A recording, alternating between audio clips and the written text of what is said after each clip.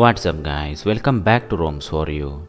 Today let's look at latest romKTpro 21.9.22 running on Xiaomi POCO F1.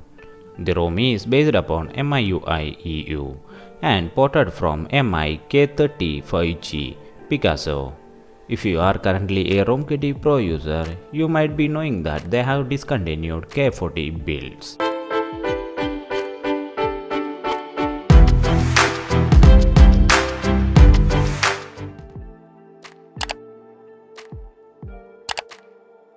To begin with, let's quickly get into about phone session.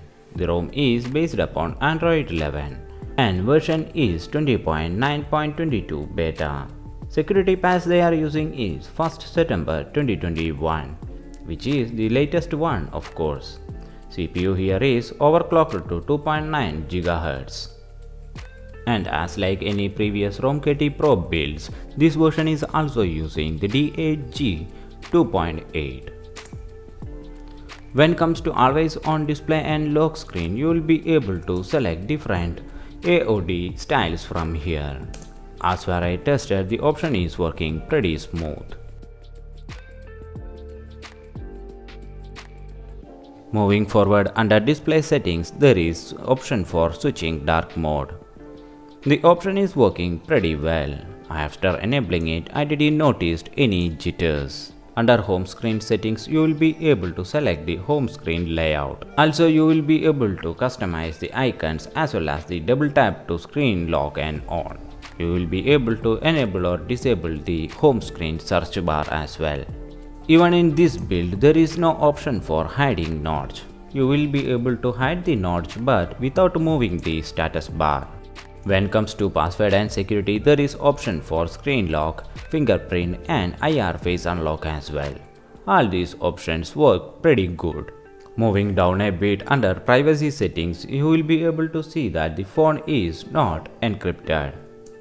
Once you comes back, the IR face unlock and fingerprint are working pretty faster. I haven't faced any issue with both of them. Under battery settings, you will be able to see the battery status and percentage as well. You will be able to switch the power saving modes from here. Under special features, there is game turbo available. As like the previous build, this one is also the latest one. You will be able to switch balanced as well as performance modes from here. Also, voice changer is present and it does works pretty well. The QS panel here is working pretty smooth and it does includes a screen recorder which is not capable of recording internal audio and microphone at a time. The newest control center does includes the regular tiles and almost all of them are working pretty good. There is no FPS available. The ROM does comes out with MIUI cam. Photo, video as well as portrait are working pretty well. I did notice that the slow-mo is broken, as like the previous romKTpro builds. But yeah, other all options are working pretty well. So, if you want this slow-mo, you may need to rely on Google Cam. The Dolby Atmos is broken in this build, but they have already released a update for that. The link I have provided in description is the latest one, so you may not be facing this issue. And under recent menu, there is option for floating window and it works pretty well as well as smoother. The hot word "Hi Google" will bring up the Google Assistant and it is not capable of running on lock screen. Another important thing you should be caring about is the SE Linux status. Out of the box, SE Linux is permissive.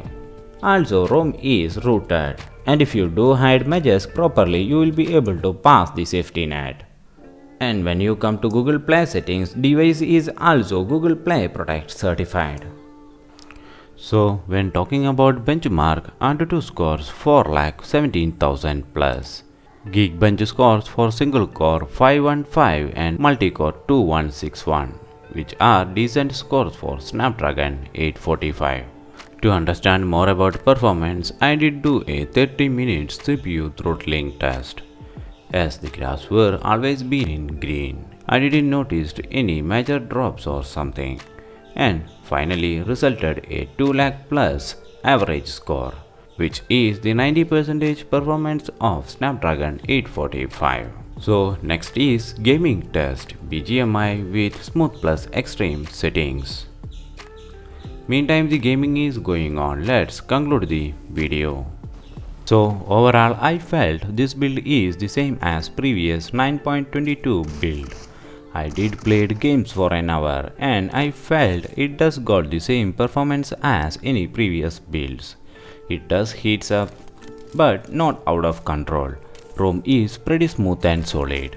There is no major bugs noticed. Whichever bugs are there with Dalvik and MI service, they have already released a fix. I didn't download it since it consumes nearly 3 GB of data and I am not a regular user. Anyways, I'll be updating the latest download link in description. So that's it guys, hope this video was helpful to you. Like and shares are always appreciated. Subscribe if you are new here and I'll catch you in next one.